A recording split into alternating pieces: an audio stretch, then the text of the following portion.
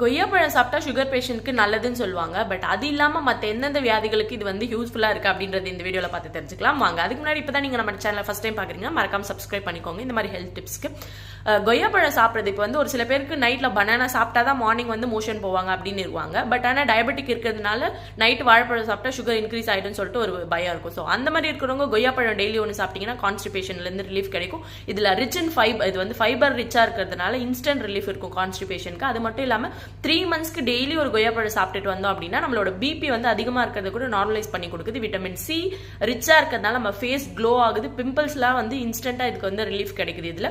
அதுக்கப்புறம் வந்து தூக்கத்தை வந்து நல்லா இம்ப்ரூவ் பண்ணி கொடுக்குது. ஆன்டி ஆக்சிடென்ட் நிறைய இருக்கிறதுனால இம்யூனிட்டி நல்லா பூஸ்ட் பண்ணி கொடுக்குது.